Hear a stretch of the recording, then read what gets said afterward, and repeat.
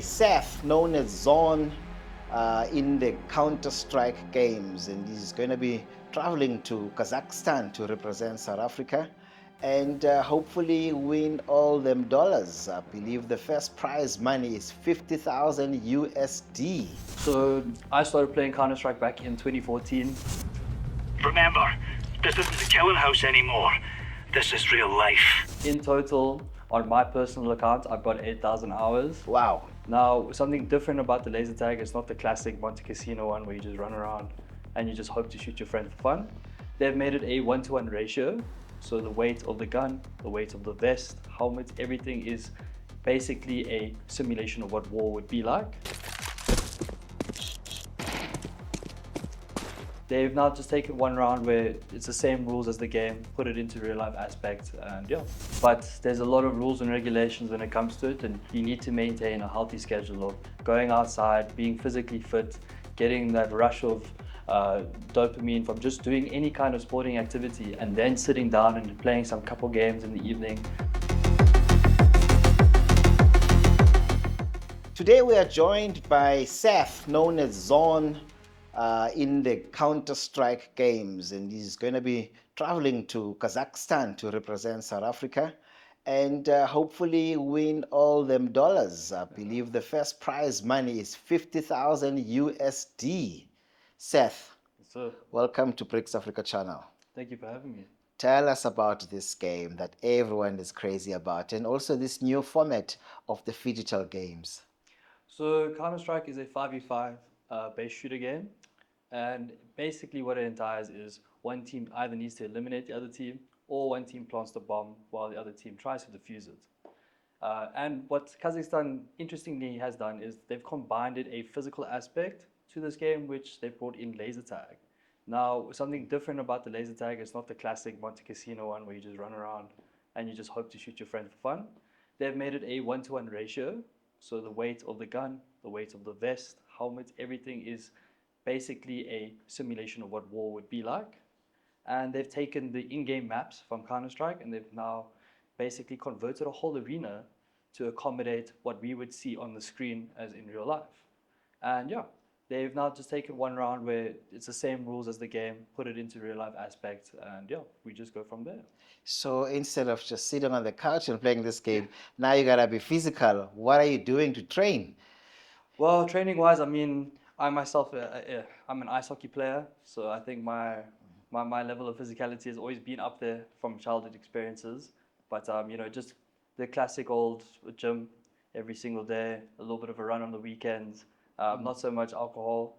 Especially with the World Cup going on now, fortunately Bafana, you made us proud, but to an extent. Sure. But yeah, I think just a good old casual training on the weekends with the guys, especially online-wise. We do have practice games that we take seriously, training sessions where we pull up new strats.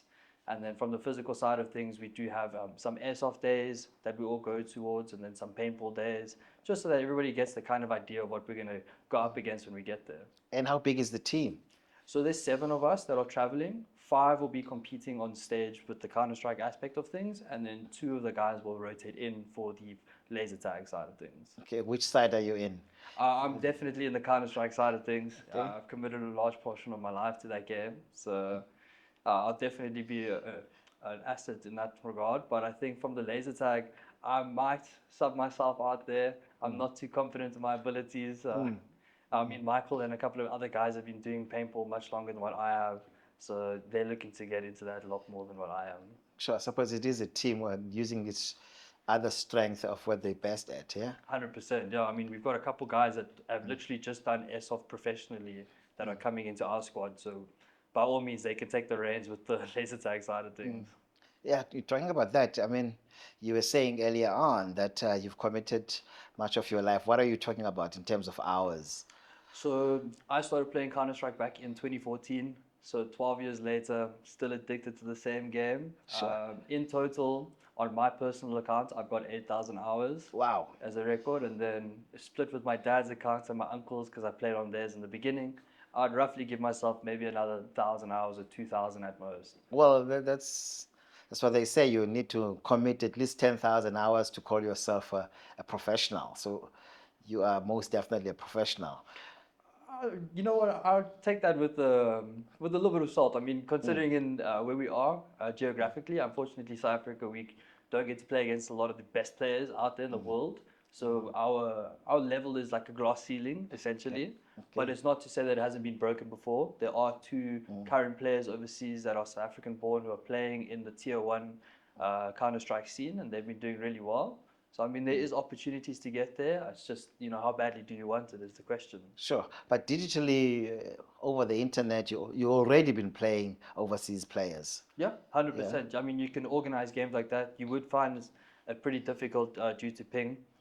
Playing on some certain servers will be a lot more challenging than others. But I mean, there's a lot of us have traveled before. I myself have lived overseas for a little bit. I've got to play against the players over there and see how they play. So, with all that experience, all that knowledge you bring back and you share it across the community, and the community grow as a whole. Okay, maybe we should just try and put Counter-Strike on the screen, and maybe you can tell me more about this game. I normally get confused when my son is choosing this weapon over that weapon, and then we can take it from there, yeah? 100%. I mean, ask Okay, away. cool. So what's happening here? So at the start of every game, you'll basically spawn in. This is the CT side of things. They're known as the counter-terrorists. So their whole objective of the game is to stop the terrorists from planting a bomb on either A side or B side. Now, the thing about Counter-Strike is it's a game that's based on economics as well as obviously trying to eliminate the other team. Now, as you can see at the top left, there's usually a bar over here that shows the amount of money a player has. And then from there, you get a selection of items that you can buy. So you can buy a range of different pistols or utility to help you in the round. And yeah, basically the T's will essentially do a strat. What they're doing now is rushing A from long side. They're coming up into A ramp here, and the CTs need to defend it as best as they can while maintaining presence on the site and just holding it back so the team can get here quicker and stop the play from happening. How do you know who's who on this side and the opponents? So there's different models. The team models are there's a distinguished look between the two. The counter-terrorists are Okay. dressed like the SAS uniforms Okay. from war, and then the terrorists, well, they've got a balaclava over their head and Sure. a white vest. Okay. Yeah. And you say your father is also playing for more than 12 years. I would imagine if you've been playing for 12 years, it Oh, must yeah. be like 22 or something that is beyond it. Yeah. Yeah? Yeah, 100%. I mean, my dad's really, he was the cornerstone with it all. I mean, I wouldn't have gotten into gaming without him. I mean, Sure. the first game I played was on his PC. Sure. And then I think from there, I pretty much got addicted. And So, what are you looking forward to in Kazan? What do you think? You at least I don't know. How do you rank these players that are coming through? Because in Dubai, actually Abu Dhabi last year, I don't know if you watched the games there. I just watched a little bit of those, yeah. Okay, okay, So I think it's going to be a good mix of players. I mean, we have a lot of ex-pros that have played in the Tier 1 scene that will be there as well as a South African player by the name of Gareth. He's playing on Eternal Fire, okay. but he's coming there as well. But his team is probably the most lethal team out of them all. They're decently ranked within the world. I think they're 40th, if I'm not mistaken. And yeah, they're the team to look out for. We really want to put on a good showcase against them, simply because it's home soil versus home soil. But I think regardless of that, I mean the other players, it's going to be a decent game. I mean a lot of those guys have played the game for Sure. many years, and they've got the experience to prove it. Sure. So, what would you say to youngsters behind you that to take these games, especially when now there's opportunities like the games of the future? I mean, this format is really based on the games of the future, being physically fit and as well digitally smart. Yeah. 100%. I mean, like I said to my little brother this year, he just got into the game himself. And I told him, I was like, listen, I'm more than willing to support you in this avenue. I've been doing it for a long time myself. But there's a lot of rules and regulations when it comes to it. And one of that is putting yourself first and your health first. I think it's very vital as a player that even if you just pick up the controller on a weekend basis or you play video games in the evening during the week, you need to maintain a healthy schedule of going outside, being physically fit, getting that rush of dopamine from just doing any kind of sporting activity, and then sitting down and playing some couple games in the evening. It will never harm you and will honestly go a lot further than just sitting and committing 12 hours of the day to just playing a game. Seth, Thanks for coming through to BRICS Africa channel. And thank you for having me. It's been amazing. Thank you.